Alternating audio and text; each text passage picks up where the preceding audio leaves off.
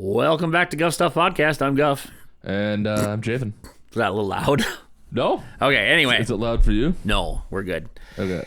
Anyhow, so we've kind of touched upon this subject a little bit in the past, but we're going to just do a revamp on it because it's something fresh in our minds after our last podcast, is we're going to talk about starter sets. What do you mean by starter sets? Exactly. That's a good question. I'm glad you took my feed. You picked up what I was putting down. It's almost like we're, spaghetti and lamb or macaroni and, white and bacon. orange. Yeah, stuff like that. Okay. So, wow. You took the words right out of my shoe. Yeah, that's right. Yep, exactly. Oh, man. Anyway, so we're talking about tabletop RPG starter sets. And it's something that's kind of been revamped in the store and revamped in the group, and we're kind of starting to reignite our fire, say, towards RPGs. Not that we're still playing. I mean, there's still plenty of RPGs going on. But how do you get new people into an RPG? If I was a company and I had like questions I want to give advice to any RPG that's coming out, make a killer starter set. Make one that gives you enough rules to play. Make one that, if your rules are even remotely complex, give them out in steps. It's like when you're playing a video game, baby steps. Every video game teaches you how to WASD first, unless you're using a controller. Then they teach you how to use the left joystick, right? But do that. Put enough make pre-made characters, put them in there. Make them nice, balanced pre-made characters. Don't make them crazy overpowered. Just make them good, and design the whole set around them. Yeah. So I'll just step in right now then. Yes. Great example of this. We did a starter set in the store recently.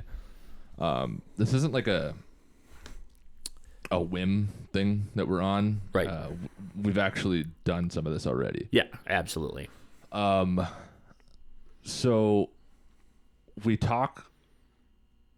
I don't know if we talked about this, but I ran what's called Wrath and Glory. It's a Warhammer 40K. It's like their new non-fantasy flight. Yep. Role-playing system for 40K. I say new, but it's like, probably 5-6 years old right now. Well, I mean, it's new-ish compared to Warhammer. It's like 2019 to 2020 it came out, I think. So I picked up the Wrath and Glory starter set, and immediately upon opening it, I was like, okay, these guys are in the modern era of starter sets. This is awesome. Yep. So I got themed dice with it. Yep. Which, great. Yeah, no, right. It's definitely awesome. There's a token tracking system. I don't want to get into the rules of the game. No, we don't need to get into rules. No, just the concepts would be great. But long story short, they gave me characters that had fold-out sheets that was almost like a tome or a 3-panel expose, if you will. Yeah, exactly. And on the other side was character art, like full character art of the character. Right. Each of the characters felt really unique. They each came from a specific facet of 40K. Right. Kind of covered all the factions you could play, all the ideas. And each character had secret motivation, so they actually gave all the players an objective to get to. Right. Kind of old, almost like tournament style, right. The old AD&D adventures. Yep. And it gave a lot of good priming material to get the brain thinking and the ball rolling for the players and the GM. Right. And then it came with an adventure. And at the start of the adventure, it introduced how to make a skill check. Right. Via flashbacks. So it said, give a flashback to each character. Okay. And then each one of them had to make a skill test. They got to make choices, so they had independent choices on what they could do in the flashback. Okay. It was like this or this, kind of hand-holdy, but not in a overbearing way. Right. It's like, this is the backstory for your character. Here's what happened. What decision did you make?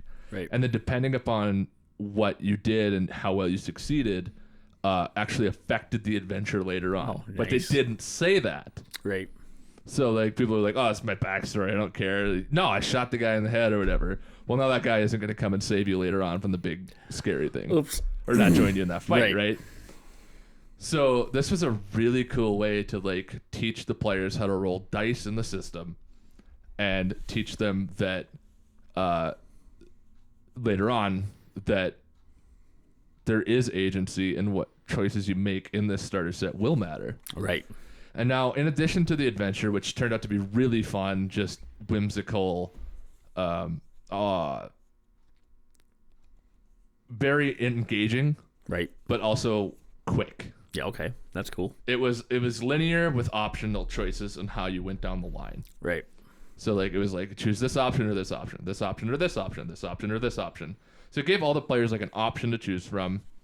It wasn't just like a straight railroad. Right. It was like just bouncing back and forth, whatever one you want to do, right? Right. And yeah, and then it ends with this awesome fight, and then depending upon how it ends, there's a booklet that comes with it, almost like a mini campaign setting, Right. that you can read, bounce ideas off of. It was good. I'm not going to say it was the best I've ever seen Right.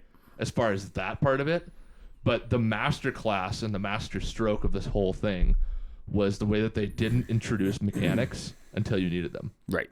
Yep. They didn't even talk about rolling combat dice or how combat worked until you got to the combat Yep. section. And they show you how to do combat with one of the first encounters after the flashbacks. It's Right. like, boom, here's this encounter immediately against one enemy that's kind of tough, kind of simple, has a lot of interesting mechanics for the GM to play with. Right. Interesting tools, right? Yep. And so, yeah, it was just the whole starter set was a masterclass of like modern starter sets of teach players by showing them and having them interact. Right. And just the quality of the materials was great. Right. Everything felt good. Everything was... felt good. It was cohesive. Some things didn't make a lot of sense. Like there's always improvement for that. Oh, of course. Because Well, they're not putting a full rule book in a starter set, so right. there are some things that just don't seem right. And that's one of the things we had to realize too is like, oh, you know, there might not be rules for this. Yeah, and exactly. You have to like just kind of like you have to realize that if you're a player sitting down and playing a starter set or a DM running a starter set, that like you probably shouldn't have the core rule book next to you. No. Because they're probably self-contained and like they might run systems a little differently. Yeah, exactly. That's my feelings totally. I did, well, you were part of it. I think you were the last half of it. I did a starter set a couple years back, the Pathfinder 2. Yeah, I think I played the cleric. Yeah, you filled in for another guy that dropped out. Yeah, Gamer Joe. Yeah, Gamer Joe. Damn that guy. I swear to God, Gamer Joe's a troublemaker. Anyway, it was the same concept. You open up, I had all the core rule books. I had, not all of them, but I have a lot of core rule books. We had a lot of Pathfinder 2 stuff. And at that point, I was the only one that had really looked through any of it. Mostly because I knew I wanted to run some Pathfinder 2, and I didn't want my players to have any outside influence on the system at all. You know, like pre ideas of what the system is. And I thought, okay, we're going to pick characters random, because I'm not going to let anybody pick and choose their favorite character or whatever. I just want it to be a surprise. I want it to be new. And I'd only glanced through the books just to know what I was getting into and how it worked. And when I read through it and I seen it's kind of the step-by-step thing that you were talking about, I thought, you know what? No, I'm going to learn this all on my own. We're going to get to the end, and I'm going to be surprised like everybody else. Yeah, and we had a discussion about this prior to even hitting record. Yeah. In fact, I think it was right after we finished the last recording. We Yep. talked about this a little bit of like when you run a starter set as a DM, I'm of the opinion of like you can read the whole thing if you want. Yeah, I mean, you can. But the starter sets are they're designed to be simple and easy to digest. That's the way they should be designed, yep. Yeah, well, right. There are some pretty rough there's some rough ones out there. But yeah, I mean, the rule systems are usually meant to be easy to digest. And so you can read the contents of a room. You don't need to prep a lot. It might take you, and it shouldn't take too long. It might take 2 sessions or so. Yeah. For us, it was 2 sessions. But you could easily power through it in like 6 hours or 4 hours, depending upon. Yeah, I think for us, the biggest issue we had was everybody in the room had an idea of what they thought the system was going to be. And that's why when I start the next one, I'm not really going to tell too many people what we're playing. I'm just going to say, hey, we're all going to do this. We're going to do it together. And we're just going to kind of wing it. Yeah, and that's how Wrath and Glory worked. Like, we had a bunch of 40K nerds that played Fantasy Flight games. Yep. And I'm like, look, I'm going to learn the system, what I need to know. Yep. And then be pleasantly surprised for the rest of it. Heck yeah. And, yeah, it was just fun, man. Like, everyone was laughing, having a good time. And no one looked up the system or figured out how to break a character. And we did the random distribution of characters, which I think is really important. I think it is too. Because, like, otherwise, like, if I go and I'm stuck playing the fighter in a Pathfinder game, and I typically play the fighter in D&D, right, I'm going to try to play that fighter like I play D&D. Right, exactly. And so, like, to break out of that and to kind of be on your toes and throw something a little different at you. Creatively, creative thinking kind of can blossom under constraints. Oh yeah, absolutely. So. Yeah, we discovered that pretty quickly in our campaign because I think everybody had a character class that they never really wanted to play, and they weren't really like, oh well, that kind of sucks, but we'll play with it and see what happens. And while we were going through, it's the same concept, the step-by-step concept. First thing we do, we learn how to do skill checks. Second step, we learn how to do a little bit of combat. Third step, we learned a little bit of this. Fourth step, we learned a little bit of that. And it kind of went all the way that to the end. And my favorite part, actually, was that. It was a step-by-step. It was so I was learning, DM, this is what you need to do. This is what players need to do. Okay, sweet, I'm learning. But after all said and done, we get through the whole thing. You're done, guys. But now you want to try out what you learned? Oh, yeah, I remember Here's that.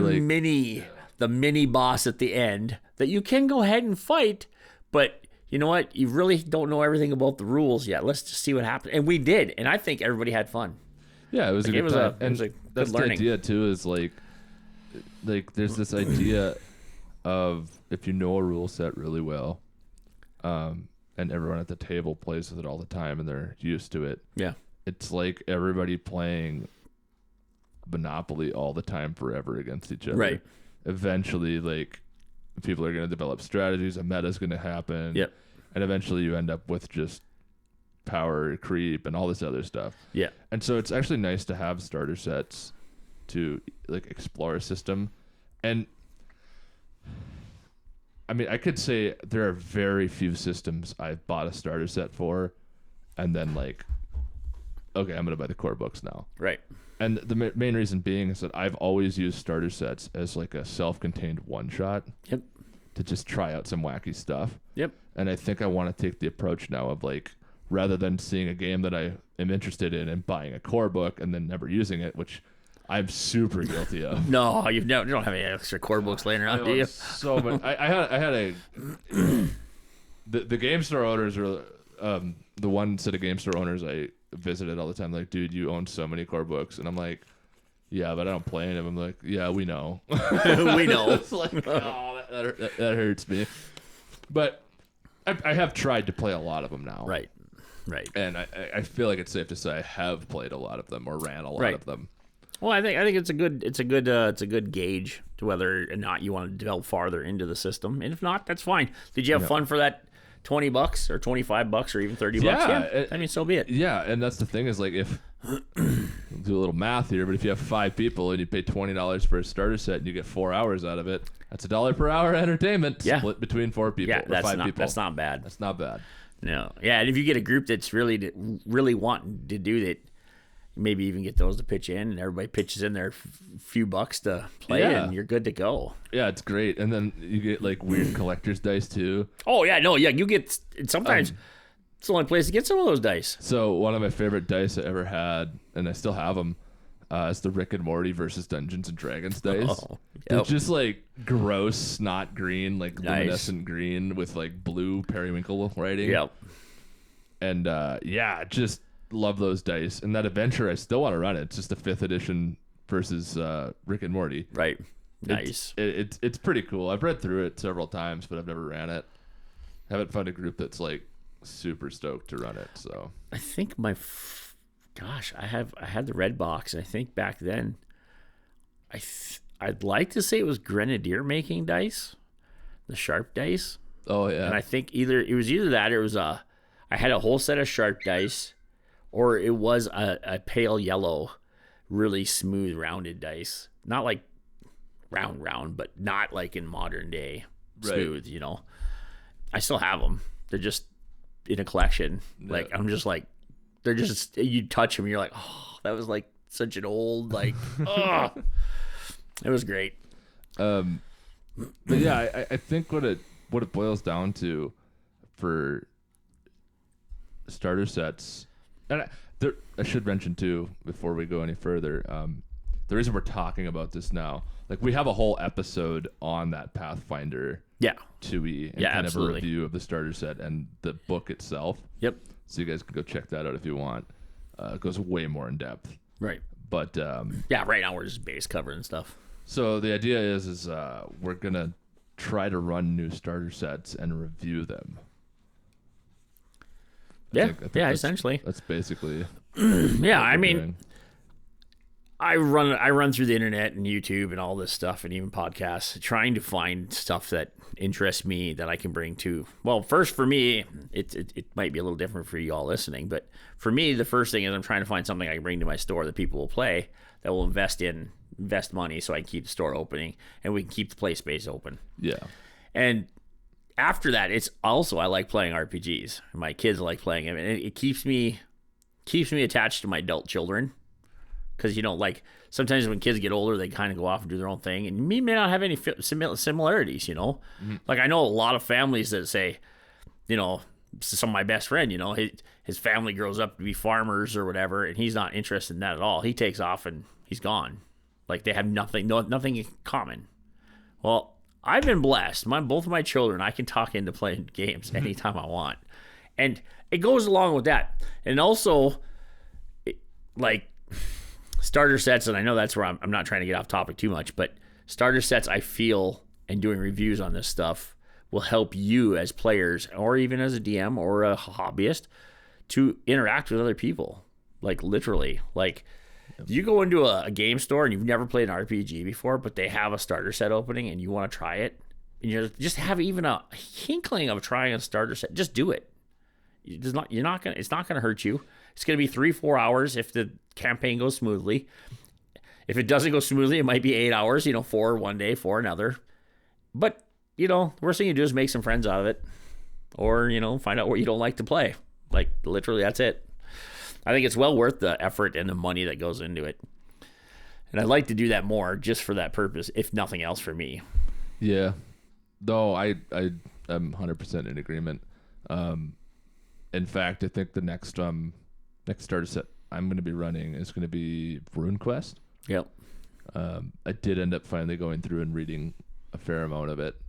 Basically what I needed to read. Right. And very interesting, and I think there's like 14 character sheets. Yeah, that was just huge. Crazy. Like I was like, what is going on? You can have here? 14 people sitting around the table playing. Yeah. Like what the heck? Oh, another thing I should mention that's like super nice for quote unquote starter sets is check out free RPG days. Yeah. Oh yeah, absolutely. Like that's like a yearly thing. Yep. I don't remember what day it is. I participated a few times, but I don't know what. But day either. That's how I got into Dungeon Crawl Classics. Just I had a book sitting there. I did it in the town I was living in before. They had free RPG day, and they did it religiously. Yep. Both of the game stores there did, and the one game store that a lot of people played free RPGs on free RPG day. Right. And like you get some pretty cool stuff. Like there's like the Root RPG, and it's like, oh wow, I never would have imagined that was a thing. Oh, there is Wrath and Glory. Yep. Was that? And I think the free RPG day ones are usually like 2 to 4 hours. They're usually smaller than a starter set. Usually an encounter or a quick scenario where you're trying to solve some problem really quick. I mean, it's not usually too complicated. It's basically like a super quick way to see if this is a good litmus test, so to speak. Yeah, I'd say for them, they were the best litmus test to see if you even like the setting. Yeah, because it's a good setting exposure. Yeah, like I know one of the most popular ones of all time for free RPG day was I think it's called Tales from the Loop, which is basically like, it's almost like a Stranger Things kind of vibe. God, I might be mistaken. Right. I don't remember. I should be quiet, but I know Tales from the Loop is a pretty big Right. one. Kids on Bikes was another one. Yep. There was a lot. I think when I did it, and I think you were living in the other town at the time, we had quite a few people come in and grab books. That was really cool. Yeah. And I think there was I want to say almost 30 different books. Mm-hmm. And I still have some of the brochures. Yeah, Humblewood, and I think think, was Humblewood. one of the free There's a RPG ones, whole too. pile of them. And it was like, what the freak? I deserve that. Like, wow, that's cool. Yeah, and I again, shout out to DCC. They've done it for as long as I can remember, and Yep. they literally just like throw one of their modules out there. Yeah, they're just like, here, have a module. Yeah, Good it's one. like, this is awesome. Yeah, Like, and it's then they cool. usually give you like the free rules that you can get for DCC, Yep. which is like levels 0 and 1. Right. Which you're like, well, level 0, what? It's like, no, try DCC, you'll Yep. love it. Like, Yeah, not to mention, I guess, being that, we mentioned a little bit as it goes to the starter sets, but even in the free RPG day, lots of those things will include, like, Humblewood one, which I don't know if they have a starter set, but in the game day one, they included, like, little trading cards, not trading cards, but like character cards and stat stuff cards like and that, stuff, stat yeah. cards. I think there was another one that included like the magic item cards. I'm like, that's just really cool. And sometimes that's the only way to get those unless you're buying in like the boxes, like in the 5th ed where they have like the combat cards, the spell cards, and all that stuff. You have to buy them. You have to buy all of them. it's almost like promo material, right? Right. Yeah, and it's really really cool to see what you're getting into in the long haul. Yeah, I agree. I think there's this tendency to, at least I know for me, and maybe not for everybody else, but I know there's a tendency for me that if I see, let's say for example, like Mutant Year Zero, Road to Eden, or not Road to Eden, but Mutant Year Zero, the RPG, tabletop RPG. Yep. There's a starter set available, but I'm like, oh, I just buy the core book. And then like I just never play the core book because it's like, well, I should get character sheets. Yeah, you have to get that. right. And Yep. like, so now I have this $40 to $60 rule book that I really want to try run and like mess around with, but like now I have to take the time to go and make an Gotta adventure go through a bunch and of all stuff, this and that. create a bunch of characters for but it. like the starter set just does all that That's for you. all sitting there waiting for you. Heck, I think there was even one starter set that I bought not long ago. I wish I could remember what it was, but it even had pencils in it. Like, what? I'm like, what kind of, what? I have to dig that up at home. I'm pretty sure. Yeah, I'm pretty sure I have one at home that has that. I'll have to look it up. And I know some of the starter sets too even have like, for example, the RuneQuest one. And we keep throwing out specific names, like we should be talking in general, but like you have to give examples, right? Yeah, exactly. Give examples. Yep. And so the RuneQuest one had a solo adventure that you're supposed to play through as the DM, where you make choices, and then it teaches you the rules as the DM. Yep. So it kind of goes back to that traditional, like, one guy knows the rules and then teaches everybody else. Right.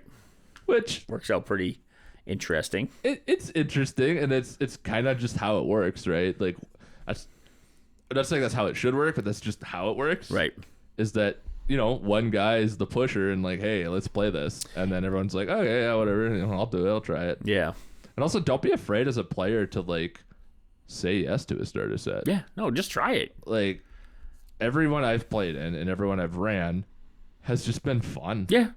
Yeah, even if you're not a regular player, it's still just fun. Yeah, and like, but managing expectations, we talk about that a lot on this podcast. Go in with the expectation that like it might not move really quickly and the DM might have to pause here and there to read. Right. But like, that's fine. Like, there's nothing wrong with that. Just like, be patient. Yep. And if you do make a starter set, for all the people out there that are making starter sets, give us some like character art or something to like look at or fidget absolutely. with while the DM is figuring well, things out. You got to think, and this is kind of one of my go-to things when I talk to people that are kind of scoffing about that kind of thing, where the DM's not prepared, blah blah blah. And the starter set, unless you read the starter set over and over and over and do it all and play it all by yourself, you're not going to be prepared for everything. And that's fine. But you got to think, when you go play a campaign you are familiar with and you're ready and you go over to your buddy's house or you go to the game store or wherever you want, how long do you guys sit around and talk before you play? Yeah. Right. Like, I know when I used to go over to my friend's house, there was probably at least a good hour of hangout before we even started pulling character sheets out. So, yeah, and like I used to have to set my game times like a half hour early. Yeah, just for the social hour, you know? But with a starter set, you agree like, hey, we're gonna play it this time. Yep. And you sit down, you play, and you know there's going to be and you don't have set to talk about like expectations. last week's campaign or Right. go over like what do people remember. No. You know, there is that benefit of it. You're literally, everybody's going into a blind except for the DM a little bit, and we're just going to have fun. Yeah, and honestly, like even doing something so much as like say you play a weekly game of D&D, like you guys meet every Friday and play. Right. Well, every couple of months or every quarter or whatever, maybe the DM wants a break and someone can run a starter set. Yeah. On that off night. Right. You know what I mean? Yeah, it's just something. Actually, I do. Yeah, that's true. I know a few people that have done that. They're like, hey, we don't have a full group. Let's do this instead. Yep. Boom. I mean, we've done it with board games and stuff too, where we'll like play a board game instead or whatever, just to get together, keep meeting. But yeah. But yeah, starter sets. Yep. I think they're becoming more important. Oh, yeah, absolutely. Especially with how many more games are out there now. Oh, yeah. Okay. Yeah. No, there's so many. And I think there's so many more coming. I heard a statistic, and this is not necessarily about tabletop RPGs, but you can kind of take the statistic and compare it to tabletop RPGs because this is how much more popular things are getting in this world. Since 2020, the big C, you know, the world of board games and tabletop RPGs has basically exploded to just never before seen numbers, probably never seen again. The greatest time ever in the history of board games and tabletop RPGs. But the last board game day release, and I know this, like I said, I know this is not starter set. Every year they have a national board game day, and they release a lot of companies try to release their newest board game that day.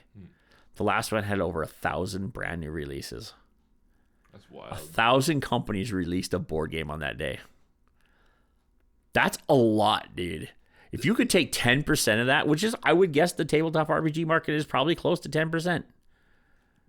I have no idea. That's 100 RPGs a year being created. Well, I would guess that's probably not that far off. So,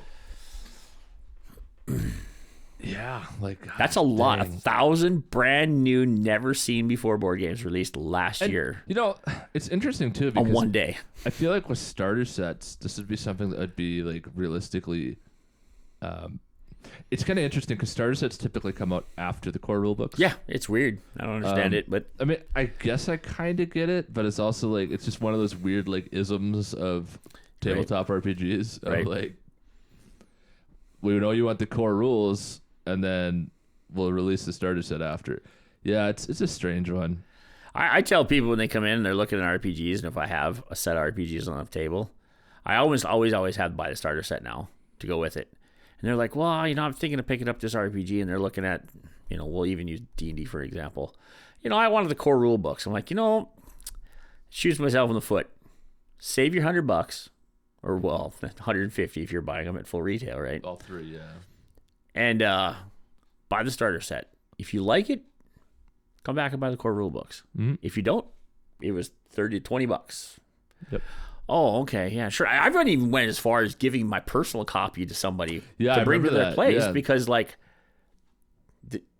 you want people to try it. They're like, that was really good.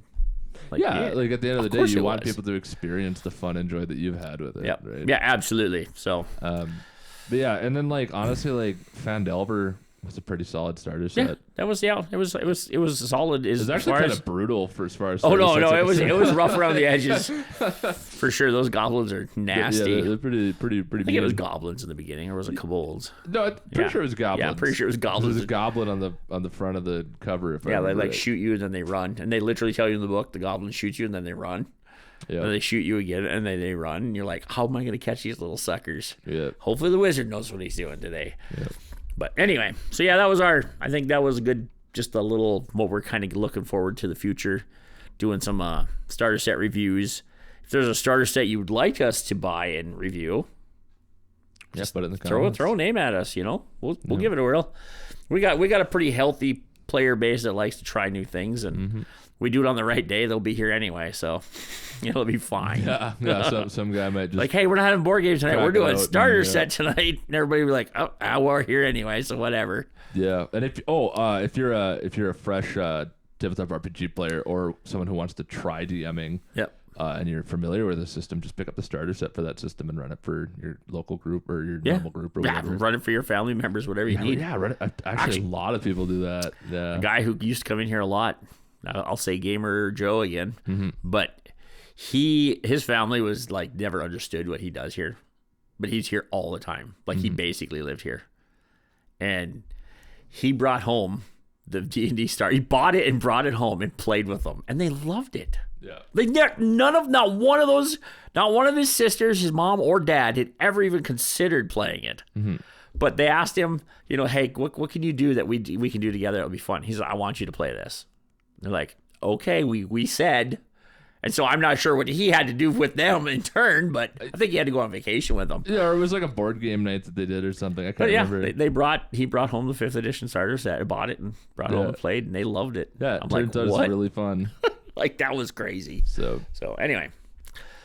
Yeah. So sounds good. Until next time. All right. See you later.